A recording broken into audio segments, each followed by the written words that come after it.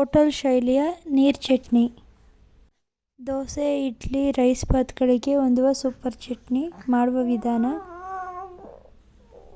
ಒಂದು ಪ್ಯಾನ್ನ ಬಿಸಿಗಿಟ್ಟು ಅದಕ್ಕೆ 1 table spoon ಆಯಿಲ್ನ ಹಾಕಿ, oil ಬಿಸಿಯಾದ ನಂತರ ಅದಕ್ಕೆ 4 ಹಸಿಮೆಣಸಿನಕಾಯಿ ಮತ್ತು 8ರಿಂದ 9 ಸಾಂಬಾರು ಈರುಳ್ಳಿ ಮತ್ತು ಇದಕ್ಕೆ 1 ಗೆಡ್ಡೆ ಬೆಳ್ಳುಳ್ಳಿ, ಅಂದರೆ 7ರಿಂದ 8 ಎಸಳು ಬೆಳ್ಳುಳ್ಳಿ, ಇಷ್ಟನ್ನು ಹಾಕಿ ಚೆನ್ನಾಗಿ ಫ್ರೈ ಮಾಡ್ಕೊಳ್ಳಿ.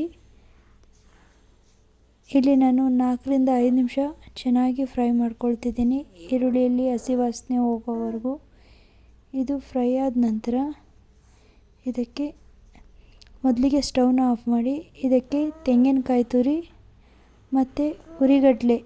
ತೆಂಗಿನಕಾಯಿ ತುರಿ 3 ಟೇಬಲ್ ಸ್ಪೂನ್, ಹುರಿಗಡಲೆ 2 ಟೇಬಲ್ ಸ್ಪೂನಷ್ಟು ಹಾಕ್ಕೊಳ್ತಿದ್ದೀನಿ. ಮತ್ತು ಇದಕ್ಕೆ ಸ್ವಲ್ಪ ಕೊತ್ತಂಬರಿ ಸೊಪ್ಪು,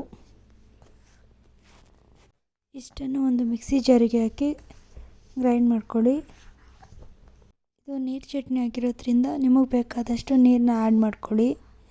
ಮತ್ತು ಇದಕ್ಕೆ ಸಾಸಿವೆ, ಇಂಗು, ಕರಿಬೇವಿನ ಸೊಪ್ಪು, ಬ್ಯಾಡಗಿ ಮೆಣಸಿನ್ಕಾಯಿ ಒಗ್ಗರಣೆ ಕೊಡಿ.